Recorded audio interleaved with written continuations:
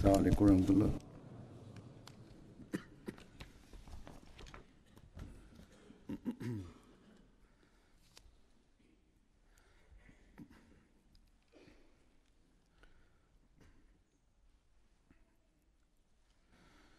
أشهد أن لا إله إلا الله وحده لا شريك له وأشهد أن محمدا عبده ورسوله أما بعد فأعوذ بالله من الشيطان الرجيم بسم الله الرحمن الرحيم الحمد لله رب العالمين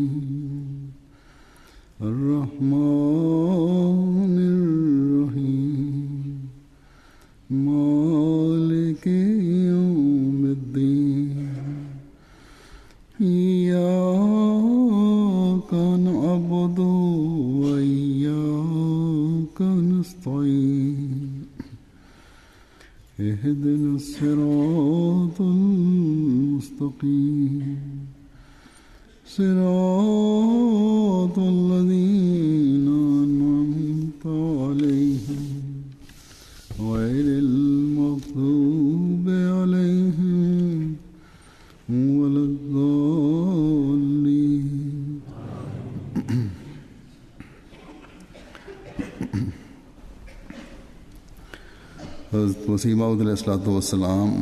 ஹதரத் மஸீஹ் மவ்ஊத் அலைஹிஸ்ஸலாம் அவர்கள் ஓரிடத்தில் இவ்வாறு கூறுகின்றார்கள்: உலகில் இருந்து வரும் மதங்களில் உண்மையானதும் இறைவனது விருப்பத்திற்கு ஏற்றதாகவும் இருக்கின்ற மதம் திருக்குர்ஆன் கொண்டு வந்திருக்கும் மதமாகும். மேலும் ரட்சிப்பின் வீட்டில் நுழைவதற்கான கதவு லா இலாஹ இல்லல்லாஹ் முஹம்மது ரசூலுல்லாஹ் ஆகும் என்ற தூது செய்தியை அல்லாவின் படைப்பினங்களுக்கு எட்ட வைப்பதற்காகவே இந்த எளியவனை அல்லாஹ் அனுப்பியுள்ளான். இந்த காலத்தில் அல்லாவின் எந்த பயில்வான் உலகில் திருக்குர்ஆனின் போதனைகளை பரப்ப வேண்டியது இருந்ததோ, மேலும் திருக்குர்ஆனின் போதனைகளை உலகில் வாழ்கின்ற ஒவ்வொருவருக்கும் அவரது மொழியிலேயே எட்ட வைக்க வேண்டியது இருந்ததோ, அவர் திருக்குர்ஆனின் மீது பேரன்பு கொண்டவராகவும் ஹஜ்ரத் முஹம்மது முஸ்தபா ஸல்லல்லாஹு அலைஹி வஸல்லம் அவர்களின் அடிமையாகவும் இருந்தவராவார். அவரது பெயர் ஹஜ்ரத் மிர்சா குலாம் அஹ்மத் காதியானி அலைஹிஸ்ஸலாம் ஆகும். அல்லாவின் பயில்வானாகிய அவர்தான் லா இலாஹா இல்லல்லாஹ் முஹம்மது ரசூலுல்லாஹ் என்ற கொடியை உலகில் பறக்க செய்து வழிதவறி சென்ற மனிதர்களுக்கு ரட்சிப்பின் வழியை காட்டி தந்தார்கள். ஆன்மீக ஞானங்களால் நிறைந்திருக்கும் அவர்களது லிட்ரேச்சர்களும் அவர்களது வாழ்வின் ஒவ்வொரு நொடியும் அவர்களிடம் எந்த பணி ஒப்படைக்கப்பட்டிருந்ததோ அதற்குரிய உரிமையை அவர்கள் செலுத்தியிருந்தார்கள் என்பதை நிரூபிக்கின்றது. அந்த காலத்தில் அவர்களிடம் உலக வசதிகள் இல்லாமல் இருந்தபோது, சிறிதளவு கூட உலக வசதிகள் இல்லாமல் இருந்த சமயத்தில் இவ்வளவு பெரிய பணியை செய்வது எளிதான காரியம் அல்ல. ஆனால் இறைவன் புறமிருந்து அனுப்பப்படுபவர்களுக்கு முழுமையாக இறைவன் மீதே நம்பிக்கை இருக்கின்றது. ஹஜ்ரத் மஸீஹ் மவ்ஊத் அலைஹிஸ்ஸலாம் அவர்கள் தங்களிடம் ஒப்படைக்கப்பட்டிருந்த இந்த பணியை செய்வதற்காக எந்த உலக தொடர்புகளையும் சார்ந்திருக்கவில்லை. மாறாக தேவைக்கேற்ப அவர்கள் இறைவனிடம் வேண்டினார்கள். அல்லாஹ் தஆலா ஒவ்வொரு சந்தர்ப்பத்திலும் அவர்களுக்கு உதவி செய்தான். உலக திட்டங்களை தீட்டி செயல்பட வேண்டும் என்ற கட்டளையையும் இறைவன் வழங்கியிருந்ததால் அவர்கள் தங்களுக்கு நெருக்கமானவர்களிடமும் தன்னை பின்பற்றியவர்களிடமும் பல்வேறு சந்தர்ப்பங்களில் தியாகங்கள் செய்யும்படி அறிவிப்பு செய்தார்கள். लेकिन कभी அதில் பொருள் தியாகமும் அடங்கும். ஆனால் எந்த சந்தர்ப்பத்திலும் எவர் மீதும் அவர்கள் நம்பிக்கை வைக்கவில்லை. अल्लाह ताला அல்லாவின் புறமிருந்து அனுப்பப்பட்டவர்கள், நபிமார்கள் ஆகியோரது நிரந்தரமான நடைமுறையாக எப்போதும் இருந்து வருவது, அவர்கள் தங்களிடம் ஒப்படைக்கப்பட்ட பணிகளுக்காக தியாகங்களுக்கான அறிவிப்புகளை செய்கின்றார்கள். आप अलैहिस्सलाम ने ஹஜ்ரத் மஸீஹ் மவ்ஊத் அலைஹிஸ்ஸலாம் அவர்களும் இதுபோன்ற அறிவிப்பை செய்தார்கள். हमेशा यही ஆனால் எப்போதும் எனது நம்பிக்கை எனது இறைவன் மீதே இருக்கின்றது என்றே அவர்கள் கூறி வந்தார்கள். काम அவன் என்னிடம் ஒப்படைக்கப்பட்டிருக்கும் இந்த மகத்தான பணியை है நிறைவு செய்வதற்காக என்னிடம் வாக்குறுதிகளை வழங்கி இருக்கின்றான் என்று அவர்கள் கூறினார்கள். एक ऐसे शख्स का இந்திய துணைக்கண்டத்தில் மிக தொலைவில் உள்ள ஒரு சிற்றூரில் इलाके के அவர்கள் किसी कस्बों में रहने அவர்கள் वाले வசித்து வந்த அந்த நபரது திருக்குரானின் போதனைகளை பரப்புவதற்காகவும் के खुदा ने मेरे स्पुर லா இலாஹ இல்லல்லாஹ் முஹம்மது ரசூலுல்லாஹ் என்பதன் மகத்துவத்தை உள்ளங்களில் அமர செய்வதற்காகவும் इलाहा इल्लल्लाह உள்ள இந்த பணியை அல்லாஹ் என்னிடம் ஒப்படைத்துள்ளான் दिलों में என்ற இந்த அறிவிப்பு ஒரு சாதாரண அறிவிப்பு அல்ல. मामूली ऐलान नहीं था। பிறகு உலகம் பார்த்தது. और फिर இந்த தூது செய்தியானது எந்த கிராமத்திலிருந்து வெளியேறி இந்தியாவில் உள்ள பெரும் பெரும் நகரங்களிலும் ஒவ்வொரு மூலையிலும் उनके பரவியதோடு மட்டுமின்றி இந்த தூது செய்தி ஐரோப்பா மற்றும் அமெரிக்கா வரை சென்றடைந்தது. यूरोप இஸ்லாத்தின் மகிமை உள்ளங்களில் நிலை பெற்றது. பெரும் பெரும் பாதிரிமார்களும் ஏனைய மதங்களின் தலைவர்களும் இஸ்லாத்தின் எதிரிகளாக இருந்தனர். தங்களது எண்ணத்தில் அவர்கள் ஆற்றல் மிக்கவர்களாகவும் செல்வம் படைத்தவர்களாகவும் இருந்தனர். அவர்கள் ஹஜ்ரத் மஸீஹ் மவ்ஊத் அலைஹிஸ்ஸலாம் அவர்களை எதிர்த்து அவர்களது வழியில் தடையாக நின்றனர். அதனால் ஒன்று அவர்கள் இழிவை தழுவினர், அல்லது இறைவனது விதி அவர்களை அழித்தது. के रास्ते में இஸ்லாத்தின் எதிரிகளுக்கு ஏற்பட்ட இழிவு மற்றும் தோல்வியின் இந்த காட்சிகளை இந்திய துணைக்கண்டம் மற்றும் பாகிஸ்தான் மட்டும் பார்க்கவில்லை, மாறாக ஐரோப்பாவும் அமெரிக்காவும் இந்த காட்சியை பார்த்திருக்கின்றது. की ஆனால் அந்த முஸ்லிம் ஆலிம்கள் மீதும் பீர்கள் மீதும் அந்தோ பரிதாபம், बड़े शरीर அவர்கள் இந்த காட்சிகளை கண்ட பிறகும் அவர்களது கண்கள் திறக்கவில்லை. மாறாக और अमेरिका ने भी देखे। எதிர்ப்புகளில் அவர்கள் மேலும் முன்னேறினர். ஆனால் இறைவனின் விதியை எவரும் எதிர்த்து நிற்க முடியாது. और पीरों நம்மவர்களும் மற்றவர்களும் செய்த இந்த எதிர்ப்புகள், பகைமை, விரோதம் ஆகியவை தொடர்ந்து நீடித்தது. और भी सरगर्म हुए। இன்றும் அது தனது பணியை செய்து வருகிறது. அவை मुकाबला नहीं कर सकते। விளைச்சல்களுக்கும் மரங்களுக்கும் உரமாகவும் தண்ணீராகவும் இருந்து வந்தன. இன்று வரை நாம் இந்த காட்சிகளை பார்க்கின்றோம். எப்போதெல்லாம் எந்த இடத்திலாவது ஏதாவது ஒரு வழிமுறை மூலமாக ஜமாத்தை அமுக்குவதற்கான முயற்சிகள் செய்யப்பட்டதோ அங்கெல்லாம் ஒரு புதிய மகிமையுடன் அல்லாவின் பயில்வானின் இந்த ஜமாத் அல்லாவின் அருள்களுக்கு வாரிசாகியவாறு முன்னேற்றத்தின் புதிய இலக்குகளை அடைந்தன. किसी भी जगह किसी भी तरीक से दबाने அல்லாவின் இந்த அருள் எப்போதும் ஜமாத்துடன் இருந்து வருவதற்கான காரணம், जमात ஹஜ்ரத் மஸீஹ் மவ்ஊத் அலைஹிஸ்ஸலாம் அவர்கள் समझते हुए எந்த நோக்கத்திற்காக தோன்றினார்களோ அந்த நோக்கத்தை கண்முன் நிறுத்தி ஜமாத் செயல்பட்டது. ये अल्लाह ताला का फजल ஜமாத்தில் உள்ள நபர்கள் ஹஜ்ரத் மஸீஹ் மவ்ஊத் அலைஹிஸ்ஸலாம் அவர்கள் அல் வசியத் என்ற தமது நூலில் குறிப்பிட்டு கூறியுள்ள இந்த கட்டளையைத்தான் கண்முன் நிறுத்தி செயல்பட்டனர்.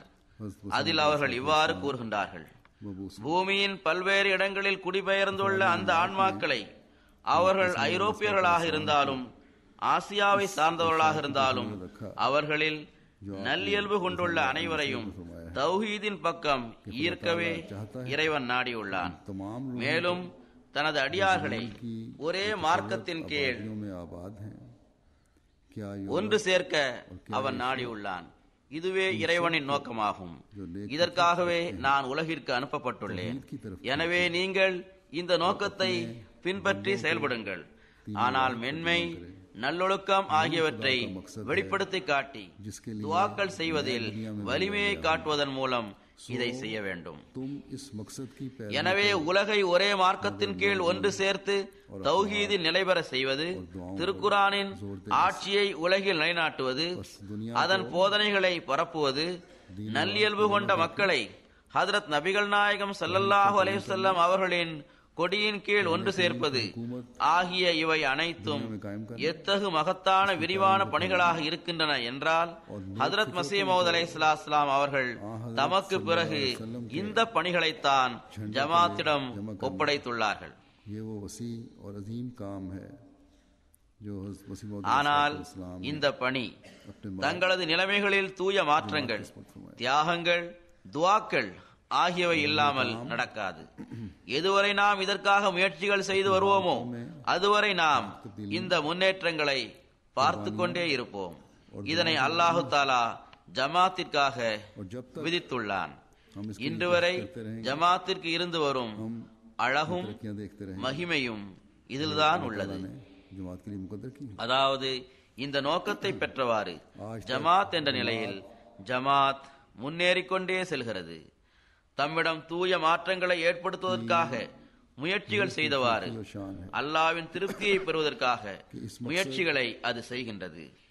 இதற்காக தியாகங்கள் செய்து கொண்டே செல்கிறது. இந்த நோக்கங்களை அடைவதற்காக துஆக்களின் பக்கம் கவனம் இருந்தால் எப்போதும் நாம் இன்ஷா அல்லாஹு தாலா முன்னேற்றத்தின் காட்சிகளை பார்த்து கொண்டே செல்வோம். இன்ஷா அல்லாஹு தாலா.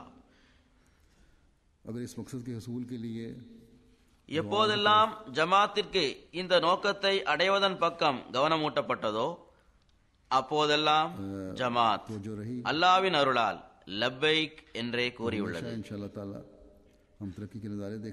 முன்பை விட அதிகமாக ஜமாத் மற்றும் இஸ்லாத்தின் முன்னேற்றத்திற்காக துஆக்களில் அது ஈடுபட்டுள்ளது. பொருள் தியாகங்களிலும் ஈடுபட்டுள்ளது. கடந்த குத்பாக்களில் நான் நஃபிலான நோன்பு நோட்பது, துஆக்கள் செய்வது தொடர்பாக கவனமூட்டியிருந்தேன். எனக்கு வரும் கடிதங்களில் இருந்தும் ஜமாத் அளவு கடந்த ஆர்வத்துடன் எனது இந்த குரலுக்கு செவிசாய்த்து லப்பைக் என்று கூறியிருப்பது தெரிய வருகிறது. ஒவ்வொருவரும் துஆ செய்வதில் ஈடுபட்டுள்ளனர். எவர்களுக்கு இது பற்றி நான் கூறவில்லையோ அவர்களும் கூட துஆக்கள் செய்வதில் ஈடுபட்டுள்ளனர். பாகிஸ்தானியர்கள் மட்டுமின்றி ஆப்பிரிக்காவில் உள்ள மக்களும், ஐரோப்பாவில் உள்ள மக்களும், அமெரிக்காவில் உள்ள மக்களும் துஆக்கள் செய்வதில் ஈடுபட்டுள்ளனர். இவர்கள் பாகிஸ்தானிய சமூகத்தை சேர்ந்தவர்கள் அல்ல. அவர்களும் கூட துஆக்களின் பக்கம் கவனம் செலுத்தியுள்ளனர். தங்களது பாகிஸ்தானிய சகோதரர்களுக்காகவும் ஏதாவது ஒரு வகையில் ஏதாவது ஒரு துன்பத்தில் சிக்கியுள்ள அல்லது துன்பங்களில் ஆழ்த்தப்படுகின்ற ஒவ்வொரு அகமதிக்காகவும் துஆக்கள் செய்வதில் அவர்கள் ஈடுபட்டுள்ளனர். பொருள் தியாகங்களின் பக்கம் அவர்களுக்கு கவனமூட்டப்பட்டால் அவர்கள் பொருள் தியாகங்கள் செய்வதில் முன்னேறுகின்றனர். அவர்கள் எத்தகைய நல்லுதாரணங்களை காட்டியுள்ளனர் என்றால், எவ்வாறு மார்க்கத்திற்காக தியாகங்கள் செய்வதற்கு இவர்கள் முன்னேறி செல்கின்றனர் என்றால் அதை பார்க்கும்போது நமக்கு வியப்பாக இருக்கின்றது. இந்த காலத்தில் இஸ்லாத்தை தப்லீக் செய்வதற்காக பிரசுரங்கள், நூல்கள் ஆகியவற்றை வெளியிடுவது மிகவும் அவசியமானதாகும். முபல்லிகுகளுக்கான ஏற்பாட்டை செய்ய வேண்டியதுள்ளது. பள்ளிவாசல்கள் மற்றும் பிரச்சார நிலையங்களை கட்ட வேண்டியதுள்ளது. இன்றைய விரைவான காலகட்டத்தில் மற்ற ஊடகங்களான மீடியாக்களும் கண்டுபிடிக்கப்பட்டுள்ளன. இவை அனைத்தையும் பெறுவதற்கு பொருள் தியாகங்களின் தேவை இருக்கின்றது. இன்றைய நாட்களில் MTA தனிப்பட்ட விரிவான ஒரு தப்லீகிற்கான வழியாக இருக்கின்றது. அது தற்போது 4 பல்வேறு செயற்கைக்கோள்களை பயன்படுத்தி வருகிறது. உலகில் உள்ள எந்த ஒரு மூலையிலும் அஹ்மதியத், அதாவது உண்மை இஸ்லாத்தின் தூது செய்தி எட்டாமல் இல்லை. பிறகு 7 அல்லது 8 மொழிகளில் இந்த தூது செய்தி எட்ட வைக்கப்படுகிறது. எனவே இது தப்லீகிற்கான ஒரு பெரிய வழியாக இருக்கின்றது. இஸ்லாத்தின் தூது செய்தியை எட்ட வைப்பதற்கான ஒரு ஊடகமாக இது இருந்து வருகிறது. ஹஜ்ரத் மஸீஹ் மவ்ஊத் அலைஹிஸ்ஸலாம் அவர்கள் எந்த நோக்கத்தை பெறுவதற்காக வந்தார்களோ அந்த நோக்கத்தை இதன் மூலமாக நம்மால் நிறைவு செய்ய முடியும். இதற்காக பொருள் தியாகங்கள் செய்வதற்கான தேவை இருக்கின்றது. ஜமாத் முன்பை விட அதிகமாக பொருள் தியாகங்கள் செய்து வருகிறது. இன்று நான் நமது மரபுக்கு ஏற்ப தஹ்ரீக் ஜதீதின் புதிய வருடத்திற்கான அறிவிப்பை செய்வேன். இந்த திட்டத்தை ஹஜ்ரத் முஸ்லிம் மவ்ஊத் ரலியல்லாஹு அன்ஹு அவர்கள் தொடங்கிய போது, அந்த சமயத்தில் ஹஜ்ரத் மஸீஹ் மவ்ஊத் அலைஹிஸ்ஸலாம் அவர்கள் கொண்டு வந்த இந்த தூது செய்தியை உலகிலிருந்து அழித்து விடுவதாக அஹ்மதியத்தின் எதிரிகள் அறிவிப்பு செய்தார்கள். ஆனால் ஹஜ்ரத் முஸ்லிம் மவ்ஊத் ரலியல்லாஹு அன்ஹு அவர்கள் இதற்கு பதில் கூறும் முகமாக உலகின் எல்லா மூலைகளிலும் இந்த தூது செய்தியை எட்ட வைப்பதற்காக பொருளாதார திட்டத்தை முன்வைத்த போது அதற்கு மிகுந்த ஆர்வத்துடன் முன்வந்து லப்பைக் என்று கூறுகின்றவர்களின் காட்சியை உலகம் கண்டது. இன்று நாம் அல்லாஹ்வின் அருளால் உலகின் 200 நாடுகளில் இருக்கின்றோம். நான் ஏற்கனவே கூறியது போன்று MTA மூலமாக மட்டும் ஒரு மகத்தான புரட்சி உலகில் வந்து கொண்டிருக்கின்றது. எனவே கிலாஃபத்தின் நிழலின் கீழ் ஹஜ்ரத் மஸீஹ் மவ்ஊத் அலைஹிஸ்ஸலாம் அவர்கள் கூறியிருப்பது போன்று அவர்களது வருகையின் நோக்கத்தை நிறைவு செய்வதற்காக ஜமாத் தியாகங்களை செய்து வருகிறது. ஹஜ்ரத் நபிகள் நாயகம் ஸல்லல்லாஹு அலைஹி வஸல்லம் அவர்கள் மீது நேசம் வைத்துள்ள இந்த முஸ்லிம்கள் அந்தோ அல்லாஹ்வின் இந்த விதியை புரிந்து கொள்ள வேண்டும். தௌஹீதை நிலைத்து நிற்க செய்வதற்காகவும் திருக்குரானின் போதனைகளை உலகில் பரப்புவதற்காகவும் ஹஜ்ரத் நபிகள் நாயகம் ஸல்லல்லாஹு அலைஹி வஸல்லம் அவர்களின் ஆட்சியை உலகில் நிலைநாட்டுவதற்காகவும் இந்த அல்லாஹ்வின் பயில்வானுடன் இணைந்து பணியாற்றுவதற்காக அவர்கள் முன்வர வேண்டும். பிறகு அவர்கள் பார்க்கட்டும், அவர்கள் இழந்த அந்த பாக்கியத்தை மீண்டும் எவ்வாறு அவர்கள் பெற்றுக் கொள்கின்றனர் என்பதை அவர்களே பார்க்கட்டும். பெரும் பெரும் சக்திகள் எவ்வாறு அவர்களுக்கு மதிப்பையும் மரியாதையும் வழங்குகிறது என்பதை அவர்கள் பார்க்கட்டும். பிறகு எந்த ஒரு பாக்கியம் கெட்ட கேலி சித்திரம் வரையக்கூடியவராக இருந்தாலும் அல்லது பத்திரிகை ஆசிரியராக இருந்தாலும் எவராக இருந்தாலும் அவருக்கு ஹஜ்ரத் நபிகள் நாயகம் ஸல்லல்லாஹு அலைஹி வஸல்லம் அவர்கள் தொடர்பாக எந்த ஒரு வீணான விஷயத்தையும் கூறி அதை வெளிப்படுத்தி காட்டுவதற்கான தைரியம் இருக்காது என்பதை அவர்கள் பார்க்கட்டும். சில நாட்களுக்கு முன்னர் பிரான்சில் ஒரு பத்திரிகை மீண்டும் ஒரு விஷமத்தனமான செயலை செய்துள்ளது. இதனால் நமது உள்ளங்களுக்கு காயம் ஏற்பட்டுள்ளது.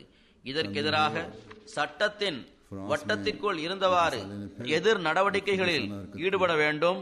இந்த மக்களுக்கு இது பற்றி புரிய வையுங்கள், பொதுமக்களுக்கும் இது தொடர்பாக கவனமூட்டுங்கள் என்று நான் பிரான்ஸ் ஜமாத்திடம் கூறியிருந்தேன். இப்படிப்பட்ட செயலின் காரணமாக அல்லாஹ்வின் பிடி இவர்கள் மீது வந்து விடுகிறது. எனவே அல்லாஹ்வின் பிடியிலிருந்து நீங்கள் தப்பித்துக் கொள்ளுங்கள் என்று இவர்களிடம் கூற வேண்டும். இன்றைய நாட்களில் உலகம் தாமாகவே அழிவின் பக்கம் சென்று கொண்டிருக்கிறது. சில இடங்களில் பேரழிவுகளும் சில இடங்களில் பொருளாதார சீர்குலைவுகளும் அதிகரித்து வருகிறது. இதற்கு காரணம் இவர்கள் இறைவனை மறந்துவிட்டனர். அந்த இறைவனின் அன்பிற்கு பாத்திரமானவர்கள் தொடர்பாக மிகவும் இழிவான தரக்குறைவான விஷயங்கள் பேசப்படுகிறது. அவர்களை இவர்கள் பரிகாசம் செய்கின்றனர். இவ்வாறு இவர்கள் இறைவனின் தன்மான உணர்விற்கு சவால் விடுகின்றனர். இறைவனை பற்றிய அச்சத்தை உலகத்திற்கு ஏற்படுத்த வேண்டிய அவசியம் இருக்கின்றது. இன்று அகமதிகள் இந்த பணியை செய்து கொண்டுதான் இருக்கின்றார்கள்.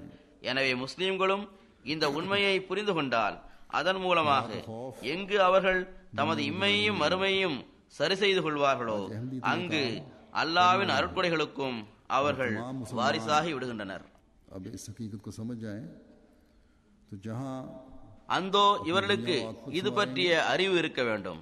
எவ்வாறு இருப்பினும் நான் ஏற்கனவே கூறியது போன்று முஸ்லிம்களில் ஒரு பிரிவினர் அஹ்மதியத்தை அழித்து விடுவோம் என்று உரத்த குரலில் வாதம் செய்த சமயத்தில் ஹஜ்ரத் முஸ்லிம் மவ்ஊத் ரலியல்லாஹு அன்ஹு அவர்கள் அஹ்மதியத், அதாவது உண்மை இஸ்லாத்தை உலகில் பரப்புவதற்காக ஒரு திட்டத்தை அறிவித்தார்கள். அதற்கு செவிசாய்த்தவாறு ஜமாத்தில் உள்ள நபர்களான ஆண்கள், சிறுவர்கள், பெண்கள் ஆகியோர் லப்பைக் என்று கூறினார்கள். லப்பைக் என்று கூறியவாறு தியாகங்களின் நல்லுதாரணங்களை நிலைநாட்டினார்கள். இன்று நாம் உலகத்தில் தஹ்ரீகே ஜதீதின் பழங்கள் இருப்பதை பார்க்கின்றோம். மாறாக உலகில் அல்லாஹ்வின் அருளால் அஹ்மதியத்தின் கனிகள் நிறைந்த மரங்கள் இன்னும் சொல்வதென்றால் கனிகளின் சுமையால் குனிந்துள்ள மரங்கள் இருப்பதை நாம் பார்க்கின்றோம். இவை இந்த தியாகங்களின் விளைவே ஆகும். उनकी दुनिया में எங்கு பல்வேறு கட்டாய சந்தாக்கள் மற்றும் இன்னும் பிற திட்டங்களில் ஜமாத்தில் உள்ள நபர்கள் தியாகங்கள் செய்கின்றார்களோ அங்கு தஹ்ரீகே ஜதீதிலும் வழக்கத்திற்கு மாற்றமாக பெரும் தியாகங்கள் செய்யப்பட்டுள்ளது. मुख्तलिफ लाज़मी चंद இன்றைய நாட்களில் உலகம் பொருளாதார சீர்குலைவுக்கு இரையாகியுள்ளது. இந்த நிலையில் அகமதிகள் செய்கின்ற இந்த தியாகங்களை பார்த்து அல்லாஹ்வை புகழ்வதில் நமது நாவுகள் நிரம்பி விடுகின்றன. ஹஜ்ரத் மஸீஹ் மவ்ஊத் அலைஹிஸ்ஸலாம் அவர்களின் இந்த சொற்கள் தான் நம் நினைவுக்கு வருகின்றது. அவர்கள் கூறுகின்றார்கள், ஜமாத்தின் கலப்பற்ற மன தூய்மை, அன்பு, ஈமானிய உணர்வு ஆகியவற்றை பார்த்து நமக்கு மிகுந்த வியப்பு ஏற்படுகின்றது. பொருளாதார சீர்குலைவு தொடர்பாக நான் இதையும் கூறிக்கொள்ள விரும்புகின்றேன். இப்போது இது எங்கு போய் நிற்கும் என்பதை நாம் கூற முடியாது. இதில் எந்த அளவு கடுமையான நிலை உருவாகும் என்பதையும் நாம் கூற முடியாது. எனவே அகமதிகள் எல்லா சமயத்திலும் சில நாட்களுக்கான உணவுப் பொருட்களை தங்களின் வீடுகளில் வைத்திருக்க வேண்டும். ஏழை நாடுகளுக்கு இப்படிப்பட்ட நிலைமைகளை சகித்துக் கொள்வதற்கான பழக்கம் இருக்கிறது. இதற்காக ஏதாவது கொஞ்சமாவது அவர்கள் வைத்திருப்பார்கள். ஆனால் இந்த நாடுகளில் இப்படிப்பட்ட பழக்கம் இல்லை. ஏனென்றால் சீர்குலைவு என்பது என்ன என்பது இவர்களுக்கு தெரியாது. இந்த மக்களோ இறுதி சீர்குலைவை இரண்டாவது உலக போர் நடந்த சமயத்தில் தான் பார்த்தார்கள். அதற்கு பிறகு மீண்டும் இது போன்ற நிலையை அவர்கள் பார்க்கவே இல்லை. எனவே எது நடக்கலாம் என்பதை பற்றி இவர்களின் புதிய தலைமுறைக்கு சிறிதளவு கூட உணர்வே இல்லை. இதற்காக பதட்டப்பட வேண்டிய தேவையும் இல்லை. முன்னெச்சரிக்கையாக நடந்து கொள்வதின் எதிர்பார்ப்புகளை நிறைவு செய்வதற்காக அகமதிகள் கொஞ்சத்திற்கு கொஞ்சமாவது தங்களால் இயன்ற அளவில் கொஞ்சம் உணவுப் பொருட்களை கண்டிப்பாக வீட்டில் வைத்திருக்க வேண்டும். தன்னை படைத்தவனை அடையாளம் கண்டுகொள்வதற்கான தௌஃபீக்கை அல்லாஹ் உலகத்திற்கு வழங்க துஆவும் செய்ய வேண்டும். அதன் மூலம் அவர்கள் இறைவனின் பிடியிலிருந்து தப்ப வேண்டும். அல்லாஹ் அவ்வாறே செய்வானாக. இப்போது நான் மீண்டும் ஜமாத்தின் கலப்பற்ற மன தூய்மை, பற்று ஆகியவற்றை வெளிப்படுத்தி காட்டும் வகையில் இவர்களது பொருள் தியாகங்கள் தொடர்பாக சிலவற்றை கூறுகின்றேன். அதன் மூலம் உலகின் ஒவ்வொரு மூலையிலும் எவ்வாறு பல்வேறு வகையான பொருள் தியாகங்களில் ஜமாத் சகோதரர்கள் எத்தகைய கலப்பற்ற மன தூய்மை, பற்று ஆகியவற்றை வெளிப்படுத்தி காட்டியுள்ளனர், ஈமானில் முன்னேறுவதற்காக எவ்வாறு தங்களது தியாகங்களை செய்வதில் அவர்கள் உழைத்துள்ளனர் என்பது தெரிய வரும். ஜமாத்தை அழித்து விடுவது தொடர்பாக பேசியவர்கள் எவரையும் இன்று நாம் பார்க்க முடியவில்லை.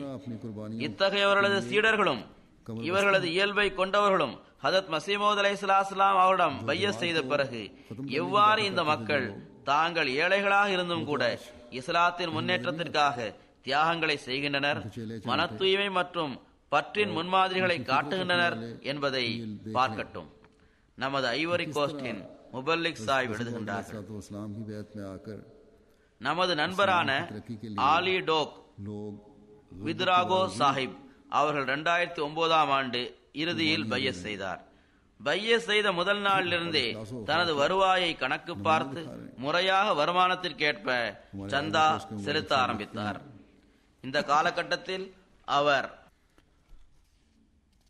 சந்தாவின் எண்ணற்ற அருள்களை கண்டார். ஒரு நாள் ஜமாத்தின் பழைய உறுப்பினருடன் சேர்ந்து இந்த அருள்களை பற்றி அவர் பேசிக் கொண்டிருந்தார். இந்த பழைய உறுப்பினர்களில் 2004ஆம் ஆண்டு பையத் செய்த ஒருவர் இந்த சம்பவங்களை கேட்டு தனது சந்தாவை 2000 பிராங்க்ஸில் இருந்து உயர்த்தி 5000 பிராங்க்ஸ் ஆக தருவதற்கு சம்மதித்தார். அவர் கூறுகின்றார், இப்போது அவர் தொகையை செலுத்தக்கூட ஆரம்பிக்கவில்லை. ஆனால் இவரது வருவாயில் வழக்கத்திற்கு மாற்றமான அதிகரிப்பு இருப்பதை இவர் பார்த்தார். அந்த பழைய உறுப்பினர் என்னிடம் வந்தார். முழு சம்பவத்தையும் கூறிவிட்டு அவர், நான் ஏற்கனவே 5000 பிராங்க்ஸ் தருவதற்கு சம்மதித்திருந்தேன், ஆனால் இன்று நான் 5ற்கு பகரமாக 10,000 பிராங்க்ஸ் மாதந்தோறும் செலுத்துவேன் என்று கூறினார்.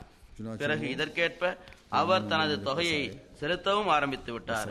இவ்வாறு மற்ற உறுப்பினர்களும் சந்தா செலுத்துவதில் முன்னேறி வருகின்றனர். காயினா கோங்காரியின் முபலிக் சாஹிப் எழுதுகின்றார்கள், ஒரு இளைஞரான மதிப்பிற்குரிய முகமது மாலிகா சாஹிப் அவர்களுக்கு நீண்ட காலமாக தப்லீக் செய்யப்பட்ட பிறகு இவர் ஜமாத்தில் இணைந்தார். தொழிலை பொறுத்தவரையில் இவர் ஒரு ஆர்கிடெக்ட் இன்ஜினியர் ஆவார். அவர் பையஸ் செய்த சமயத்தில் கன்ஸ்ட்ரக்ஷன் கம்பெனியில் வேலை செய்து வந்தார். மிக சாதாரணமான சம்பளம் தான் இவர் பெற்று வந்தார். பையத்திற்கு பிறகு இவருக்கு ஜமாத்தின் பொருளாதார அமைப்பு பற்றி அறிமுகம் செய்யப்பட்ட போது அவர் இந்த சந்தாக்களில் மிகவும் முக்கியமான சந்தா எது என்று கேட்டார். அவரிடம் சந்தா வசியத், சந்தா ஆம், சந்தா ஜல்சா சால்னா என்று கூறப்பட்டது. இவை ஹஜ்ரத் மஸீஹ் மவ்ஊத் அலைஹிஸ்ஸலாம் அவர்களின் காலத்தில் துவக்கப்பட்ட சந்தாக்களாகும் என்று அவரிடம் கூறப்பட்டது. பிறகு வசியத்தின் முக்கியத்துவம் பற்றி அவருக்கு கூறப்பட்ட போது உடனடியாக அவர், இன்றிலிருந்து நான் வசியத் சந்தா கொடுப்பேன் என்று கூறினார். அப்போது முபல்லிக் சாஹிப் அவர்கள், வசியத் ஒரு அமைப்பாகும், அந்த அமைப்பில் நுழைந்த பிறகு நீங்கள் அந்த சந்தாவை செலுத்தலாம் என்று கூறினார். அதற்கு நான் அந்த அமைப்பில் சேர்கின்றேன் என்று அவர் கூறினார். பிறகு அவர் அல் வசியத் என்ற நூலை படித்தார். அதற்கு பிறகு வசியத் செய்தார். மிகுந்த நேர்மையுடன் தனது வருமானத்திலிருந்தும் 10 ஒரு பங்கை சந்தாவாக செலுத்தி வந்தார். வசியத்திற்கான அனுமதி கிடைப்பதற்கு சிறிது கால அவகாசம் தேவைப்படும். அந்த சமயம் வரும் வரை தொடர்ச்சியாக முறையாக இவர் வசியத் சந்தா செலுத்தி வந்தார். இவ்வாறு சிறிது காலம் கழிந்த பிறகு இதை தவிர்த்துள்ள ஏனைய பொருளாதார திட்டங்களிலும் இவர் பங்கு பெற்றார்.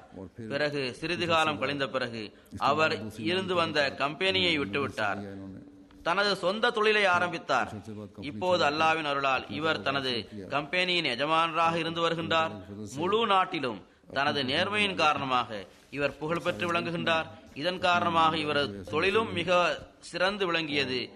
அவர் எல்லோரது முன்னிலையிலும் அமர்ந்தவாறு வெளிப்படையாகவே, இந்த அருள்கள் எனக்கு ஹஜ்ரத் மஸீஹ் மவ்ஊத் அலைஹிஸ்ஸலாம் அவர்களின் ஜமாத்தில் இணைந்ததன் காரணமாகவே கிடைத்தது, வசியத் அமைப்பில் இணைந்ததன் காரணமாகவே கிடைத்தது என்று கூறி வருகின்றார். கானாவிலிருந்து நமது முபல்லிக் இப்ராஹிம் சயீத் சாஹிப் எழுதுகின்றார்கள், நமது நண்பரான அல்ஹாஜ் முகமது அபூபே அவர்கள் என்னுடன் தப்லீக் சுற்றுப்பயணத்தின் போது டோகோ சென்றார். அங்கு நைஜூன் என்ற இடத்தில் வெயிலில் நின்றவாறு நாங்கள் லொஹர் தொழுகை தொழுதோம்.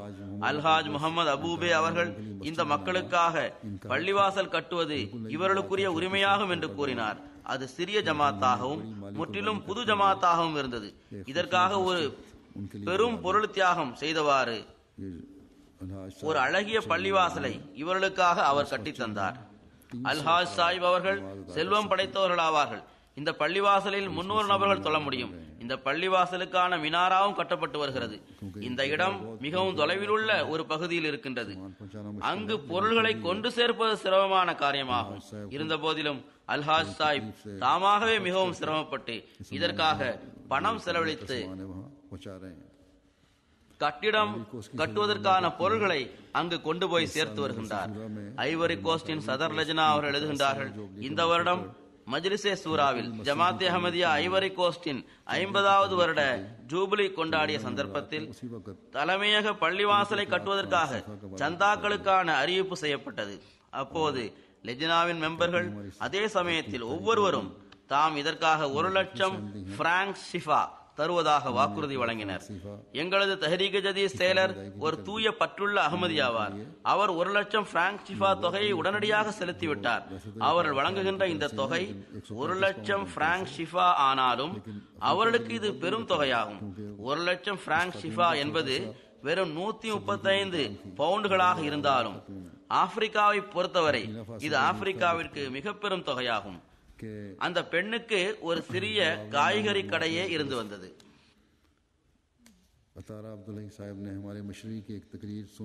புர்கினோ ஃபோசோவின் அமீர் சாஹிப் எழுதுகின்றார், பாவுலா என்ற பெயரிலுள்ள நமது ஜமாத்தை சார்ந்த ஒரு சகோதரர் அத்தாரா அப்துல் ரஹீம் சாஹிப் நமது மிஷனரியின் சொற்பொழிவை கேட்டு இவ்வாறு உடன்படிக்கை செய்தார்.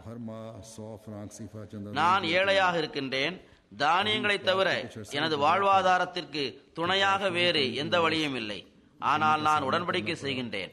நான் ஒவ்வொரு மாதமும் 100 பிராங்க் ஷிஃபா சந்தாவாக கொடுப்பேன் என்று அவர் உடன்படிக்கை செய்திருந்தார்.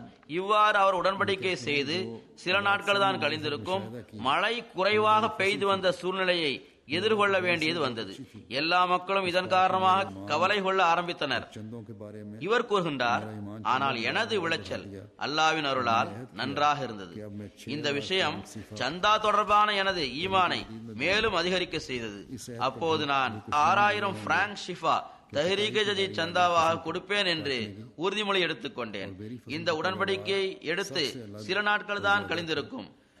விளைச்சல்கள் அறுவடை செய்யப்படுவதற்கான நேரம் வந்தது. எனது விளைச்சல்களின் தன்மை எல்லாவற்றையும் விட தனியானதாகவும் அதிகமானதாகவும் இருந்தது. அப்போது நான் வழக்கத்திற்கு மாற்றமாக எந்த விளைச்சல்கள் ஏற்பட்டுள்ளதோ அது சந்தாவின் பரக்கத்தினால் தான் ஏற்பட்டுள்ளது. அப்போது நான் எனது தஹ்ரீக் ஜதீத் சந்தாவை உயர்த்தி 12000 பிராங்க்ஸ்களாக ஆக்கிவிட்டேன் என்று கூறுகின்றார். புர்கினோ ஃபாசோவின் அமீர் சாஹிப் எழுதுகின்றார்கள், சூரி என்ற பெயருடைய கிராமத்தை சார்ந்த ஒரு அகமதி பெரியவர் கபூரே சாஹிப் அவர்கள் அவரது குடும்பத்தில் தனித்தவராக அகமதியானவர். அவர் தாமே கூறுகின்றார், ஒரு நீண்ட காலமாக அவர் தமது பலகீனமான வயது மற்றும் பல்வேறு நோய்களின் காரணமாக தொழுகைகளை நிறைவேற்றுவதில் பலகீனமானவராக இருந்தார். இந்த விஷயத்தால் ஒவ்வொரு நொடியும் அவருக்கு துக்கம் இருந்து வந்தது. இந்த வருடம் இவர் பைய செய்த பிறகு 70000 பிராங்க் ஷிஃபா சந்தாவாக கொடுத்தார். சந்தா கொடுத்ததுதான் தாமதம். மிக நீண்ட காலமாக சீர்குலைந்து போன ஆரோக்கியம் மீண்டும் அவரிடம் திரும்ப ஆரம்பித்தது. தொழுகைகளை நிறைவேற்றுகின்ற அந்த இழந்து போன தௌஃபீக் மீண்டும் கிடைக்க ஆரம்பித்தது. இதுவரை என்றால் இப்போது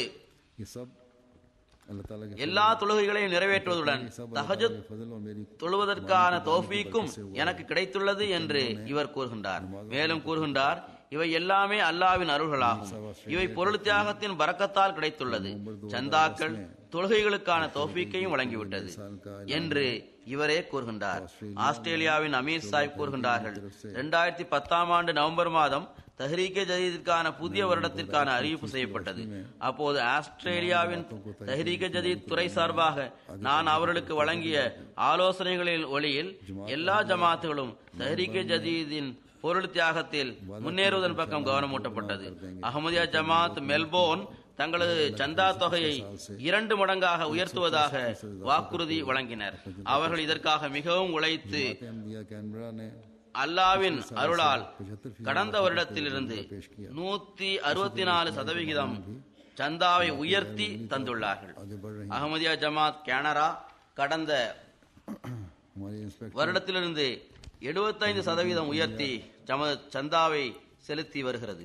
இவ்வாறு ஒட்டுமொத்த சந்தாக்களை செலுத்துவதில் ஜமாத்துகள் வழக்கத்திற்கு மாற்றமாக முன்னேறி வருகிறது. இந்தியாவிலிருந்தும் நமது இன்ஸ்பெக்டர் தஹ்ரீக் ஜதீத் எழுதுகின்றார், பிப்ரவரி மாதத்தில் நான் வக்கீலுல் மால் சாஹிபுடன் தமிழ்நாடு மாநிலத்தில் சுற்றுப்பயணத்தில் இருந்தேன். நாங்கள் அஹமதியா ஜமாத் கோயம்புத்தூரை சென்றடைந்தோம். மஹ்ரிப் தொழுகைக்கு பிறகு ஒரு தர்பியத் கூட்டம் நடந்தது. இந்த கூட்டத்தில் வக்கீலுல் மால் சாஹிப் அவர்கள் தஹ்ரீக் ஜதீதின் நோக்கங்கள், அந்த திட்டத்தின் பின்னணி ஆகியவை தொடர்பாக விளக்கமாக எடுத்துக் கூறினார்கள். கூட்டம் முடிவடைந்த பிறகு பள்ளிவாசலில் அமர்ந்திருந்த அனைத்து ஜமாத் சகோதரர்களிடமும் புது வருடத்திற்கான வாக்குறுதி வாங்கப்பட்டது.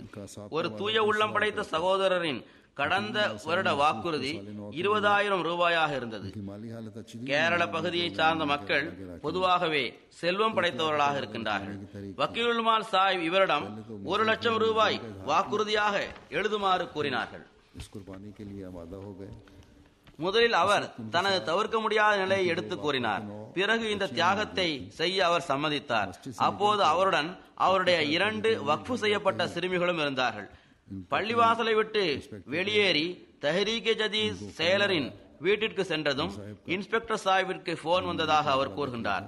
1 லட்சம் ரூபாய் வாக்குறுதி கூறி சென்ற அந்த நபர் போனில் எனது மூத்த மகள் கூறுகின்றார், தந்தையாரே, தஹ்ரீக் ஜதீதில் நீங்கள் எழுதியுள்ள வாக்குறுதி நமக்கு மிகவும் குறைவாக இருக்கின்றது. இதை மேலும் கூட்டி 1.5 லட்சம் ரூபாயாக ஆக்கிவிடுங்கள் என்று கூறுகின்றார். எனவே எனது வாக்குறுதி 1.5 லட்சமாகும் என்று அவர் கூறினார். தஹ்ரீக் ஜதீதின் பிரதிநிதி காஷ்மீரில் சுற்றுப்பயணம் செய்தார். இந்தியாவில் உள்ள காஷ்மீராகும் இது. அவர் கூறுகின்றார், ஆசனூரை சார்ந்த ஒரு வயது முதிர்ந்த சகோதரரை சந்திக்க நேர்ந்தது. இவரது வாழ்நாள் கழிவதும் சிகிச்சைக்கான செலவுகளும் அவருக்கு கிடைத்து வரும் ஒரு எல்லைக்குட்பட்ட அரசாங்க ஓய்வூதியத்தையே சார்ந்து இருந்தது. கடந்த சில நாட்களுக்கு முன் மருந்துகளுக்காக அவர் செலவிட்ட தொகை அவருக்கு கிடைத்து வரும் பென்ஷன் தொகையை விட அதிகமாக ஆகிவிட்டது. அவரது பட்ஜெட்டில் மேலும் கூட்டுவது எங்களுக்கு பொருத்தமான செயலாக தெரியவில்லை. துவா செய்த பிறகு நாங்கள் அவரிடமிருந்து விடைபெற்று செல்லும் சமயத்தில் அந்த சகோதரர் என்னிடம், உங்களது வருகைக்கான நோக்கம் என்ன என்பதை தெரிவியுங்கள் என்று கூறினார். பிரதிநிதி கூறுகின்றார், நான் அவரிடம் தஹ்ரீக் ஜதீத் சந்தாவை மேலும் அதிகரிப்பது தொடர்பாக எனக்கு கூறப்பட்ட வழிகாட்டுதல்களை அவருக்கு தெரிவித்தேன். அப்போது அந்த சகோதரர் உடனடியாக புதிய தெம்புடன், நான் உயிருடன் இருக்கின்றவரை கலிஃபத்துல் மசீஹின் சொற்களை கேட்டு அதற்கு லெப்பைக் என்று கூறி வருவேன். இவ்வாறு கூறியதும் அவரது கண்களில் கண்ணீர் வந்தது. அப்போது அவர் கூறினார், இறைவன் உலகத்தில் எனக்கு தேவையான மருந்துகளின் பட்ஜெட்டை உயர்த்தி இருக்கும் போது நான் எனது மறுமையின் பட்ஜெட்டை ஏன் குறைக்க வேண்டும்? பிறகு கட்டளையை நிறைவேற்றும் வகையில் இவர் தனது பட்ஜெட்டை கூட்டியதுடன் மட்டுமல்லாமல் தனது பாதி சந்தா தொகையையும் செலுத்தினார். அடிஷனல் வக்கீலுல் மால் பாகிஸ்தான் எழுதுகின்றார்கள், கடந்த சில நாட்களாக சிந்து மாகாணத்தின் நிலை மோசமாக இருந்து வருகிறது. கடந்த சில நாட்களுக்கு முன் பெருமழை பெய்ததன் காரணமாக இந்த நிலை உருவானது. இந்த சிந்து மாகாணத்தை சேர்ந்த ஒரு நபரின் வாக்குறுதி 50,000 ரூபாயாக இருந்தது. நான் அவரது நிலைமையை பார்த்து இவரது விளைச்சல்களுக்கு ஏற்பட்ட இழப்பையும் பார்த்துவிட்டு, அவர் பணக்காரராக இருந்ததால் உங்களுடைய வாக்குறுதி அதிகமாக இருக்க வேண்டும் என்று நான் அவரிடம் கூறினேன். இதை கேட்டதும் அவர் தனது வாக்குறுதியை 5 லட்சம் ரூபாயாக ஆக்கிவிட்டார். அந்த தொகையை ரொக்கமாக உடனடியாக செலுத்தவும் செய்தார். சில நாட்களுக்கு பிறகு வக்கீல் மால் சாஹிப் ஹைதராபாத்திற்கு திரும்பி வந்து விட்டார். அப்போது அந்த நபர் அவருக்கு போன் செய்து, நீங்கள் கலிஃபத்துல் மசீஹின் பிரதிநிதியாக என்னிடம் வந்தீர்கள். நான் அப்போது 5 லட்சம் ரூபாய்க்கான வாக்குறுதியை கூறினேன். எனது நிலைமையை பார்த்துவிட்டு நீங்கள் என்னிடம் இவ்வளவு தொகைதான் கேட்டீர்கள். ஆனால் பையத் உடன்படிக்கை என்னிடம் எதிர்பார்ப்பது இதைவிட அதிகமாக நான் வாக்குறுதி வழங்க வேண்டும் என்பதுதான் என்பதை நான் புரிந்து கொண்டேன். என்னிடம் இருப்பதை நான் கொடுக்க வேண்டும் என்று கூறிவிட்டு அங்கே அவர் 10 லட்சம் ரூபாய்க்கான வாக்குறுதியை வழங்கினார். பிறகு இந்த நபர் வீட்டிற்கு சென்றதும் இவரது மனைவி கூறினார், என் தரப்பிலிருந்தும் என்னிடம் இருக்கின்ற நகைகளை நான் தஹ்ரீக் ஜதீதிற்காக கொடுக்க விரும்புகின்றேன். அவரது போன் வந்தது. அதில் அவர், எனது மனைவி இப்போதே இங்கிருந்து சென்று தலைமையக பிரதிநிதியிடம் இந்த நகைகளை கொடுத்துவிட்டு வாருங்கள் என்று கூறுகின்றார். இரவில் என்னிடம் நான் இதை வைக்க மாட்டேன் என்றும் கூறுகின்றார் என்று கூறினார். பிறகு அவர் அவரது மனைவிக்கு போனில் பேசி புரிய வைத்தார். இது இரவு நேரமாகும். சிந்து பகுதியில் நிலைமை எப்படிப்பட்டது என்றால், இரவில் நகைகளுடன் வருவது சரியல்ல, காலையில் அதை பெற்றுக் கொள்கின்றோம் என்று கூறினார். ஆனால் அந்த பெண் மிகவும் பிடிவாதமாக, இப்போது நான் இந்த நகைகளை அவரிடம் கொண்டு சேர்க்க வேண்டும் என்று கூறினார். பிறகு வேறு வழி இல்லாமல் கணவருக்கு இரவில் செல்ல வேண்டியது வந்தது. ஆனால் ஒருவர் நியத் வைத்து விட்டால் அல்லாஹ்விடம் அந்த பொருள் சென்று சேர்ந்து விடுகிறது. நிலைமைகளை பார்த்த பிறகும் இந்த அளவு உணர்வு மிக்கவர்களாகவும் ஆகக்கூடாது. இரவில் அங்குள்ள மோசமான நிலைமையில் பயணம் செய்வது உகந்ததல்ல. அல்லாஹ் அருள் செய்தான், எந்த அசம்பாவிதமும் நடக்கவில்லை. எவ்வாறு இருப்பினும் முன்னெச்சரிக்கையுடன் நடந்து கொள்ள வேண்டும். காரணமில்லாமல் தன்னைத்தானே சோதனையில் ஆழ்த்திக் கொள்ளவும் கூடாது. காஜிக்ஸ்தானில் உள்ள நமது புதிதாக பைய செய்த நண்பர் தொடர்பாக நமது ஜமாத்தின் முபல்லிக் சாஹிப் எழுதுகின்றார்கள், ஜமாத்தின் தலைமையக பள்ளிவாசல் மற்றும் பிரச்சார நிலையத்திற்காக ஒரு நிலத்தை அவர் வாங்கி தந்தார். அத்துடன் இருந்த 2 மாடி கட்டிடம் அடங்கிய ஒரு வீட்டையும் வாங்கி கொடுத்தார். பிறகு இன்னொரு நகரத்திலும் பள்ளிவாசலை கட்டுவதற்காக ஒரு பிளாட்டை வாங்கி தந்தார். இந்த புதிதாக பை செய்த இந்த நபர் ஒட்டுமொத்தமாக இதற்காக $4,95,000 தியாகம் செய்துள்ளார். ஜெர்மனியின் தஹ்ரீக் ஜதீத் செக்ரட்டரி எழுதுகின்றார், ஒருவருக்கு தஹ்ரீக் ஜதீத் சந்தா கொடுப்பதற்காக கூறப்பட்டது. அதன் அருள்களை பற்றி கேட்ட பிறகு ஒரு பெண் அவர் நகைகள் வாங்க வைத்திருந்த 1000 ஏரோக்களை அவரிடம் கொடுத்து விட்டார். ஜெர்மனியில் உள்ள பல லெஜனாக்களும் தங்களது நகைகளை இத்திட்டத்திற்காக வழங்கியுள்ளார்கள். ஒரு சகோதரி ஒரு குழுவை உருவாக்கியிருந்தார். அந்த குழுவிற்கு சொந்தமான முழு தொகையையும் அவர் சந்தாவிற்காக கொடுத்து விட்டார். ஜெர்மனியின் இன்ஸ்பெக்டர் அவர்கள் சுற்றுப்பயணத்தில் சென்ற விவரத்தை தெரிவிக்கின்றார்கள். சுற்றுப்பயணத்தின் போது தஹ்ரீக் ஜதீத் செயலாளரான ஒரு நண்பர் ஒரு துண்டில் ஏதோ எழுதி என்னிடம் கொடுத்தார். அந்த துண்டில் 20,000 ஏரோ சந்தா தஹ்ரீக் ஜதீத் என்று எழுதப்பட்டிருந்தது. அந்த துண்டின் கீழ்ப்பகுதியில் எனது பெயரை வெளிப்படுத்த வேண்டாம் என்று எழுதியிருந்தது. அவர் கூறுகின்றார், இன்னொரு இடத்திற்கு நான் சென்றதும் அங்கு நான் இந்த உதாரணத்தை எடுத்து கூறினேன். இவ்வாறு மக்கள் தியாகங்கள் செய்கின்றனர் என்று கூறினேன். அங்கும் கூட்டம் முடிந்தவுடன் ஒரு சகோதரர் ஒரு துண்டை என்னிடம் கொடுத்தார். அதில் 21,000 ஏரோ சந்தா தஹ்ரீக் ஜதீதிற்காக என்று எழுதப்பட்டிருந்தது. அதற்கு கீழ் என்னுடைய பெயர் வெளியிடப்பட வேண்டாம் என்றும் எழுதப்பட்டிருந்தது. இந்த சில சம்பவங்களை நான் எடுத்துள்ளேன். எண்ணற்ற சம்பவங்கள் உள்ளன. இதைவிட அதிகமாக ஈமானுக்கு வலுவூட்டக்கூடிய பல சம்பவங்களும் உள்ளன. இந்த சம்பவங்களை தேர்ந்தெடுத்து நான் எடுக்கவில்லை. எவ்விதத்திலும் ஆராயாமல் இந்த சம்பவங்களை நான் எடுத்துள்ளேன். அல்லாஹ் இந்த எல்லாவிதமான தியாகங்களை செய்யக்கூடியவர்களின் பொருளிலும் உயிரிலும் அளவற்ற அருள்களை வழங்குவானாக. இதற்கு பிறகு நமது மரபுக்கேற்ப கடந்த வருடத்தின் புள்ளி விவரங்களையும் எடுத்து கூறுவதுடன் தஹ்ரீக் ஜதீதின் 78வது வருடத்திற்கான அறிவிப்பை செய்கின்றேன். அல்லாஹு தாலா இந்த புதிய வருடத்திற்கு எண்ணற்ற அருள்கள் மற்றும் கனிகளை வழங்குவானாக. கடந்த வருடம் தஹ்ரீக் ஜதீதின் 77வது பொருளாதார ஆண்டாக இருந்தது. அது அக்டோபர் 31ஆம் தேதி முடிந்துவிட்டது. 66,31,000 பவுண்ட். இதுவரை வந்திருக்கும் ரிப்போர்ட்டுகளின் அடிப்படையில் தஹ்ரீக் ஜதீதின் பொருளாதார அமைப்பில் 66,31,000 பவுண்ட் பொருள் தியாகத்தை ஜமாத் செய்துள்ளது. அல்ஹம்துலில்லாஹ். கடந்த வருடத்தின் வசூலிக்கு எதிரில் அல்லாஹ்வின் அருளால் 11,62,000 பவுண்ட் அதிகமாக இந்த வருடத்தில் வசூலாக இருக்கின்றது. ஒரு வருடத்தில் இவ்வளவு மகத்தான அதிகரிப்பு இதற்கு முன்னால் எப்போதும் தஹ்ரீக் ஜதீத் சந்தாவில் ஏற்பட்டதில்லை. இந்த அதிகரிப்பானது சந்தா தஹ்ரீக் ஜதீத் கொடுப்பவர்களின் எண்ணிக்கையிலும் இருக்கின்றது. அவ்வாறே தியாகத்தின் தரமும் மிகவும் அதிகரித்துள்ளது. உலகின் பொருளாதார நிலை மிகவும் கீழ்நோக்கி சென்று கொண்டிருக்கின்றது. குறிப்பாக ஐரோப்பாவின் நிலை இவ்வாறு ஆகிக் கொண்டிருக்கிறது. அல்லாஹு தாலா இந்த தொகையிலும் கூட பரக்கத்தை வழங்குவானாக. மேலும் ஜமாத்தின் திட்டங்களை நிறைவேற்றுவதற்கான தௌஃபீக்கை வழங்குவானாக. அவை எந்த தடையும் இல்லாமல் நிறைவு பெற்றுக் கொண்டே செல்லட்டும். எவ்வாறு உலகின் பொருளாதார சீர்குலைவு சந்தாக்களில் எவ்வித குறைவையும் ஏற்படுத்தவில்லையோ அவ்வாறே தியாகங்களிலும் எவ்வித குறையும் வரவில்லை. இவ்வாறு இந்த பொருளாதார சீர்குலைவு நமது திட்டங்களில் எவ்வித தடையையும் ஏற்படுத்தாமல் இருக்கும்படி அல்லாஹ் செய்வானாக. இறைவனின் அருளினால் பாகிஸ்தானின் கடுமையான பொருளாதார பாதிப்பு நிலை இருந்தும் கூட, வாழ்வாதார நிலைமைகள் மோசமாக இருந்தும் கூட அவர்கள் தமது தியாகத்தை நிலைநாட்டி வருகின்றார்கள். முதல் இடத்தில் அவர்கள் நிற்கின்றார்கள். இதற்கு பிறகு இந்த வருடம் 2வது இடத்தில் அமெரிக்கா இருக்கின்றது. 3வது இடத்தில் ஜெர்மனி இருக்கின்றது. 4வது இடத்தில் யூகே இருக்கின்றது. கடந்த வருடம் பாகிஸ்தானுக்கு அடுத்தபடியாக யூகே 2வது இடத்தில் இருந்தது. 3வது இடத்தில் அமெரிக்கா இருந்தது. 4வது இடத்தில் ஜெர்மனி இருந்தது. ஜெர்மனி 4வது இடத்திலிருந்து 3வது இடத்திற்கு வந்துள்ளது. மிக பெரும் தியாகம் செய்து இந்த இடத்திற்கு வந்தது. கனடா இதற்கு முன்னர் இருந்தது போன்றே 5வது இடத்தில் உள்ளது. இந்தியா 6வது இடத்தில் உள்ளது. இந்தோனேஷியா பொருளாதார ரீதியாக பெரும் தியாகங்களை செய்துள்ளது. ஆனால் இந்தியாவின் ஜமாத்துகளும் பெரும் தியாகங்களை செய்திருப்பதால் இந்தோனேஷியா 7வது இடத்தில் இருக்கின்றது. ஆஸ்திரேலியா 8வது இடத்தில் இருக்கின்றது. ஒரு அரபு நாடு இருக்கின்றது, அதன் பெயரை நான் கூற மாட்டேன், அது 9வது இடத்தில் இருக்கின்றது. சுவிட்சர்லாந்து 10வது இடத்தில் இருக்கின்றது. தனிநபர்கள் சந்தா செலுத்துகின்ற அளவில் அமெரிக்கா 2வது இடத்தில் உள்ளது. அங்கு சராசரி தனிநபர் சந்தா 118 பவுண்ட் ஆகும். அதற்கு அடுத்தபடியாக சுவிட்சர்லாண்டும் அதற்கு அடுத்தபடியாக பெல்ஜியமும் இருக்கின்றது. உள்ளூர் கரன்சிகளிலும் அதிகரிப்பு ஏற்பட்டுவிட்டது. அதில் எல்லோரையும் விட அதிகமாக ஜெர்மனி இருக்கின்றது. அல்லாஹ்வின் அருளால் நான் கூறியது போன்றே தியாகங்கள் செய்பவர்களின் எண்ணிக்கையும் அதிகரித்துள்ளது.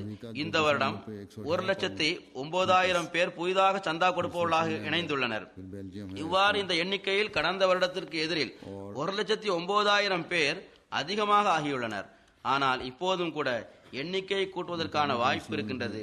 நான் கூறியது போன்று ஆப்பிரிக்க ஜமாத்துகளில் நைஜீரியா நன்றாக வேலை செய்துள்ளது. ஆப்பிரிக்க ஜமாத்துகளில் வசூலியின் அடிப்படையில் பட்டியலில் முதலாவதாக கானா இருக்கின்றது. இதற்கு பிறகு மொரீஷியஸ் இருக்கின்றது. பிறகு நைஜீரியா இருக்கின்றது. அதிகமாக சந்தாவை அதிகரிப்பதில் காம்பியா, புர்கினா ஃபாசோ நன்றாக முயற்சி செய்துள்ளது. சந்தாவில் பங்கு பெறுபவர்களின் எண்ணிக்கையை அதிகமாக்குவது என்ற அடிப்படையில் நைஜீரியா உலகிலுள்ள எல்லா நாடுகளை விடவும் முதலாவதாக உள்ளது. இவர்கள் இந்த வருடம் 56,000 பேரை அதிகமாக இணைத்துள்ளனர். இதற்கு அடுத்தபடியாக சிரியலோன், ஐவரி கோஸ்ட், புர்கினா ஃபாசோ ஆகியவை உள்ளன. தலைமையக ரெக்கார்டிற்கு ஏற்ப தப்தர் அவ்வலில் உள்ள மொத்த முஜாஹிதுகளின் எண்ணிக்கை 5,927 பேர் ஆகும்.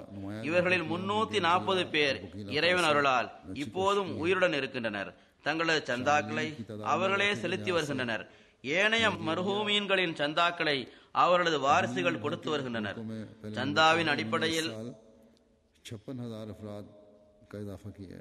முதல் 3 ஜமாத்துகள் இவையாகும். முதலாவது இடம் லாகூர், இரண்டாவது இடம் ரபுவா, மூன்றாவது இடம் கராச்சி. நகரில் உள்ள ஜமாத்துகளில் முதல் 10 இடங்களில் உள்ள ஜமாத்துகள் முதலாவது இடத்தில் ராவல்பிண்டி, இரண்டாவது இடத்தில் இஸ்லாமாபாத், மூன்றாவது இடத்தில் கொய்டா, நாலாவது இடத்தில் உக்காடா, ஐந்தாவது இடத்தில் ஹைதராபாத், ஆறாவது இடத்தில் பெஷாவார், ஏழாவது இடத்தில் மீர்பூர் காஸ், எட்டாவது இடத்தில் பாவல்பூர், 9வது இடத்தில் டேரா ராஜிக் கான், 10வது இடத்தில் நவாப்ஷா. மாவட்ட அளவில் தியாகங்கள் செய்துள்ள பாகிஸ்தானிய மாவட்டங்கள்: முதல் இடத்தில் சியால்கோட், இரண்டாவது இடத்தில் உமர்கோட். இந்த உமர்கோட் பகுதியிலும் மீர்பூர் காசிலும் மழை பெரும் இழப்பை ஏற்படுத்தியது. வயலில் வேலை செய்பவர்களாக இருந்தும் கூட இவர்கள் தமது தியாகங்களில் நிலை பெற்று நிற்கின்றனர். மூன்றாவது இடத்தில் சர்கோதா, நாலாவது இடத்தில் ஷேக்பூரா, ஐந்தாவது இடத்தில் குஜராத், ஆறாவது இடத்தில் பாவல்பூர், ஏழாவது இடத்தில் ரதீம், எட்டாவது இடத்தில் நாரோவால், 9வது இடத்தில் சாங்கட், மீர்பூர், ஆசாத் காஷ்மீர், ஹிஃபாசாபாத் ஆகியவை 10வது இடத்தில் இருக்கின்றது. அமெரிக்காவின் முதல் 10 ஜமாத்துகள் சந்தாவில் முன்னேறியுள்ளன. அவை Los Angeles, Inland Empire, Detroit, Silicon Valley, Chicago West, Harrisburg, Dallas, Los Angeles West, Boston, Silver Spring, Potomac. ஜெர்மனியின் முதல் 10 ஜமாத்துகள் நியூடன் மார்க், நோயாஸ், கோலோன், ஃபிளவர்ஸ் ஹைம், ஆபீஸ் மார்க், நோயிஸ், ஈஸ்டன்பர்க்ஸ், கன்சோவே, மஹதியாபாத், ஒன்சோயோ, மார்பல்ட். வசூலின் அடிப்படையில் ஜெர்மனியில் முதல் 10 இடங்களை வகிக்கும் உள்ளூர் அமாரத்துகள் இவையாகும்: 1 Hamburg, 2 Frankfurt, 3 Gross Gerau, 4 Darmstadt, 5 பேத்தன், 6 மென்ஹேம், 7 ஈஸ்டட். இதற்கு பிறகு டென்சன்பர்க் வருகிறது. வசூலி அடிப்படையில் யூகேயின் முதல் பெரிய 10 ஜமாத்துகள் Masjid Fazl London, New Malden, Worcester Park, Cheam, சோன்தோர்ப், Mosque West, West Hill, Baitul Futuh, Raynes Park, Manchester South. 3 ரீஜன்களில் லண்டன் ரீஜன் முதலாவது இடத்திலும், அதற்கு அடுத்தபடியாக நார்த் ஈஸ்ட் ரீஜனும், அதற்கு அடுத்தபடியாக மிட்லாண்ட் ரீஜனும் உள்ளது. சந்தா செலுத்துவதில் முதல் 10 இடங்களை பெற்றுள்ள சிறிய ஜமாத்துகளின் பட்டியலில் Bromley, Lewisham, Leamington Spa, Wolverhampton, Spen Valley ஆகியவை வருகின்றன. கனடாவின் ஜமாத்துகளில் முன்னணியில் உள்ள ஜமாத்துகள் Edmonton, Vaughan West, Peace Village West, Surrey East, சன்சா கார்ட்டூன். இந்தியா 6வது இடத்தில் இருக்கின்றது என்று நான் கூறினேன். இந்திய ஜமாத்துகளின் பெயரை நான் கூறுவதற்கான காரணம், இந்த நாட்டில்தான் காதியான் இருக்கின்றது. அங்குதான் மசீமோத் அலைஹிஸ்ஸலாம் தோன்றினார்கள். இவர்களது தங்குமிடமாக அது இருந்தது. மாநிலங்களில் முதல் 10 இடங்களை வகிக்கும் இந்திய மாநிலங்கள் இவையாகும்: 1 கேரளா, 2 தமிழ்நாடு, 3 ஆந்திர பிரதேஷ், 4 ஜம்மு காஷ்மீர், 5 பெங்கால், 6 கர்நாடக், 7 ஒரிசா, 8 பஞ்சாப், 9 யூபி, 10 டெல்லி. ஜமாத்துகளில் முதல் 10 இடங்களை வகிப்பவை: 1 கருளாயி, 2 காலிக்கட், 3 ஹைதராபாத், 4 கல்கட்டா, 5 கனனூர் டவுன் காதியான். 6வது இடத்தை கோயம்புத்தூர் வகிக்கின்றது. 7 சென்னை, 8 பயங்காடி, 9 டெல்லி. இந்த முறை சில ஜமாத்துகள் வழக்கத்திற்கு மாற்றமாக தங்களது சந்தாக்களை அதிகமாக்கியுள்ளது. தஹ்ரீக் ஜதீதின் சந்தா தலைமையக சந்தாவாகும். இதில் உள்ளூர் அல்லது நாட்டின் ஜமாத்திற்கு எந்த பங்கும் கிடையாது.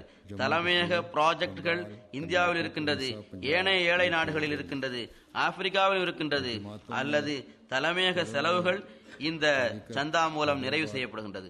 ஆனால் இந்த முறை இவரது வழக்கத்திற்கு மாற்றமான வசூலின் காரணமாக, அதாவது அமெரிக்காவும் ஏறக்குறைய 1,88,000 பவுண்ட் அதிகமாக வழக்கத்திற்கு மாற்றமாக வசூல் செய்துள்ளது. எனவே அதன் டாலர்களின் தொகையிலிருந்தும் அவர்களுக்கு உரிமையில்லாத நிலையிலும் கூட அவர்களுக்கு நான் இதிலிருந்தும் $1,00,000 அவர்களுக்குரிய பங்காக தருகின்றேன். ஜெர்மனி வழக்கத்திற்கு மாற்றமாக சந்தாவை அதிகரிக்க செய்துள்ளது. 3 லட்சத்திற்கும் அதிகமாக இவர்களது சந்தாவில் அதிகரிப்பு ஆகியிருப்பதால் இவர்களுக்கு 1,50,000 யூரோ இதிலிருந்து வழங்கப்படுகிறது. அமெரிக்காவிலும் ஜெர்மனியிலும் பள்ளிவாசல்கள் கட்டப்பட்டு வருவதால் இந்த தொகையை அவர்கள் பள்ளிவாசல்கள் கட்ட பயன்படுத்த வேண்டும் என்பதற்காக இது அவர்களுக்கு வழங்கப்படுகிறது.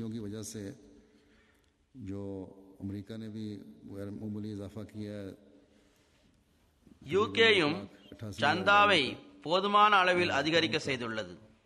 ஆனால் ஜமாத்திற்கு இதற்கு முன்னர் இருந்த சுமை இப்போது இல்லை. எனவே 50,000 பவுண்ட் பள்ளிவாசல்கள் கட்டுகின்ற செலவுக்காக தரப்படுகிறது. ஏனென்றால் இப்போது பள்ளிவாசல்களை கட்டுவதன் பக்கம் உங்களுக்கும் கவனம் ஏற்பட்டுள்ளது. அல்லாஹ் எல்லா வகையிலும் இதை அருளுக்குரியதாக ஆக்குவானாக. எதிர்காலத்தில் முன்பை விட அதிகமாக தியாகங்கள் செய்வதற்கான தௌஃபீக்கை வழங்குவானாக. இந்த எல்லோரது பொருளிலும் உயிரிலும் அளவற்ற அருள்களை வழங்குவானாக. இப்போது ஜும்மா தொழுகைக்கு பிறகு நான் ஒரு ஜனாசா காயிப் தொழுகையை தொழ வைப்பேன். இது நமது பெரியவரான மதிப்புக்குரிய மசூத் அகமது சாஹிப் தெஹ்லவி அவர்களின் ஜனாசாவாகும். நவம்பர் மாதம் 3ஆம் தேதி அதிகாலை 3 மணிக்கு தமது 91வது வயதில் இவர் வஃபாத்தாகியுள்ளார். இன்னா லில்லாஹி வ இன்னா இலைஹி ராஜிஊன். இவர் ஜமாத்தின் பழைய தொண்டராக இருந்தவர். வாழ்க்கையை ஜமாத்திற்காக அர்ப்பணித்திருந்தார். அல் ஃபஸ்ல் நாளிதழின் ஆசிரியராக இவர் இருந்திருக்கின்றார். இவர் 1920ஆம் ஆண்டில் டெல்லியில் பிறந்தார். இவரது தந்தையார் சஹாபியாக இருந்தார். அந்த சஹாபி 1900ஆம் ஆண்டில் ஹஜ்ரத் மஸீஹ் மவ்ஊத் அலைஹிஸ்ஸலாம் அவர்களிடம் பைஅத் செய்திருந்தார். இவரது தாத்தாவும் சஹாபியாக இருந்தார். இவர் 1890ஆம் ஆண்டில் ஹஜ்ரத் மஸீஹ் மவ்ஊத் அலைஹிஸ்ஸலாம் அவர்களிடம் பைஅத் செய்திருந்தார். 1944ஆம் ஆண்டில் மதிப்பிற்குரிய தெஹ்லவி சாஹிப் அவர்கள் தனது வாழ்க்கையை ஜமாத்திற்காக அர்ப்பணித்திருந்தார். ஹஜ்ரத் 2வது கலிஃபத்துல் மஸீஹ் அவர்கள் அல் ஃபஸ்ல் நாளிதழின் துணை ஆசிரியராக இவரை நியமித்தார். பிறகு பஞ்சாப் யூனிவர்சிட்டியில் இருந்தும் லாகூரில் இருந்து ஜர்னலிசமில் இவரை போஸ்ட் கிராஜுவேஷன் செய்ய வைத்தார்கள். 1946 1971 வரை அல் ஃபஸ்ல் நாளிதழின் துணை ஆசிரியராக தொண்டு செய்யும் தௌஃபீக் இவருக்கு கிடைத்தது. 1971ஆம் ஆண்டிலிருந்து 1988ஆம் ஆண்டு வரை அல் ஃபஸ்ல் நாளிதழின் ஆசிரியராக தொண்டு புரியும் தௌஃபீக் இவருக்கு கிடைத்தது. இவ்வாறு ஒட்டுமொத்தமாக 43 வருடங்கள் வரை அல் ஃபஸ்ல் நாளிதழுடன் தொடர்புள்ள காதியான், லாகூர் மற்றும் ரப்வாவில் உள்ள துறைகளில் இவர் தொண்டு புரிந்து வந்தார். 1946ஆம் ஆண்டு வக்கீலுல் தப்ஷீரின் தற்காலிக உதவியாளராகவும் இவர் தொண்டு செய்து வந்தார். காதியானில் தொண்டாற்றும் தௌஃபீக்கும் இவருக்கு கிடைத்தது. 1947ஆம் ஆண்டில் மிகவும் அபாயகரமான நிலைமைகளில் அப்போதிருந்த நாசிர் உமூரே ஹாரிஜாவின் அசிஸ்டண்டாக தொண்டு புரியும் தௌஃபீக் இவருக்கு கிடைத்தது. 1950ஆம் ஆண்டிலிருந்து 1953ஆம் ஆண்டு வரையிலான துக்கமான காலகட்டத்தில் ரிப்போர்ட்டிங்கில் அவர் பெரும் தொண்டாற்றி வந்தார். 1960 1973 வரை பாகிஸ்தானிலிருந்து வெளிவரும் அன்சாருல்லா மாத இதழின் எடிட்டராக இவர் இருந்து வந்தார். 1974 பத்திரிகை துறை சம்பந்தப்பட்ட பொறுப்புகளை இவர் சிறப்பாக நிறைவேற்றி வந்தார். 1975, 1976 மற்றும் 1980 ஆண்டுகளில் ஹஜ்ரத் 3வது கலிஃபத்துல் மஸீஹ் அவர்களுடன் ஐரோப்பா, அமெரிக்கா, கனடா, கிழக்கு ஆப்பிரிக்கா ஆகிய இடங்களில் அன்னாருடன் சேர்ந்து சுற்றுப்பயணம் செய்வதற்கான தௌஃபீக் அவருக்கு கிடைத்தது. 1982 ஆண்டில் ஹஜ்ரத் 4வது கலிஃபத்துல் மஸீஹ் அவர்களுடன் ஸ்பெயினில் மஸ்ஜித் பஷாரத்தின் துவக்க நிகழ்ச்சியிலும் இவர் சென்றிருந்தார். 1989 ஹஜ்ரத் 4வது கலிஃபத்துல் மஸீஹின் வழிகாட்டலுக்கு ஏற்ப அஹ்மதியா ஜமாத் ஜெர்மனியில் கஸா துறையை, அதாவது நீதித்துறை நிறுவுவதற்கான தௌஃபீக் இவருக்கு கிடைத்தது. ஹஜ்ரத் 4வது கலிஃபத்துல் மஸீஹின் நூலான murder in the name of Allah என்பதில் உள்ள அதிகாரங்களை ஹுசூர் ரஹ்மத்துல்லாஹி தஆலா அவர்கள் ஆங்கிலத்தில் எழுதியிருந்தார்கள். இதன் உருது மொழியாக்கத்தை இவர் செய்தார். இவ்வாறே Christianity a journey from facts to fiction என்ற நூலையும் இவர் உருதுவில் மொழிபெயர்த்தார். இவரும் சில நூல்களை தாமாகவே எழுதியுள்ளார். அவற்றில் சஃபே ஹயாத் மற்றும் இன்னும் பிற நூல்களும் அடங்கும். இவரது பிள்ளைகளில் இர்ஃபான் அஹ்மத் கான் சாஹிப் அவர்கள் ஜெர்மனியில் இருக்கின்றார். இன்னொரு மகன் உஸ்மான் கான் சாஹிபும் ஜெர்மனியில் இருக்கின்றார். டாக்டர் இம்ரான் காலித் ரப்வாவில் இருந்து வருகின்றார். மிக நல்ல எளிமையான இயல்பை கொண்டவராக இவர் இருந்தார். ஒவ்வொரு வருடமும் ஜெர்மனியில் நடைபெறும் ஜலசாவிற்கு வருவார்கள், இங்கும் வருவார்கள். நான் மீண்டும் ஜெர்மனி சென்ற சமயத்தில் அவரது உடல்நிலை மிகவும் மோசமாக இருந்தது. நோய்வாய்ப்பட்டு மருத்துவமனையில் இருந்தார். ஆனால் எனது வருகையை பற்றி கேள்விப்பட்டதும் நான் மருத்துவமனையிலிருந்து சீக்கிரமாக வெளியேறி விரைவாக சென்று எனக்கு பின்னால் பள்ளிவாசலில் தொழும் சந்தர்ப்பம் கிடைக்க வேண்டும் என்ற கவலைதான் அவருக்கு இருந்தது. பிறகு அவர் வந்தார். ஜும்மா நாளில் பொதுவாகவும் எந்த தொழுகைக்கும் பிறகும் யாரையுமே நான் பள்ளிவாசலில் வைத்து சந்திப்பதில்லை. ஆனால் இந்த நாளில் இவரை சந்திக்க வேண்டும் என்ற எண்ணம் எனக்கு வந்தது. ஜும்மாவிற்கு பிறகு இவரை இறுதியாக நான் சந்தித்தேன். அல்லாஹு தாலா இவரது தரஜாவை உயர்த்துவானாக.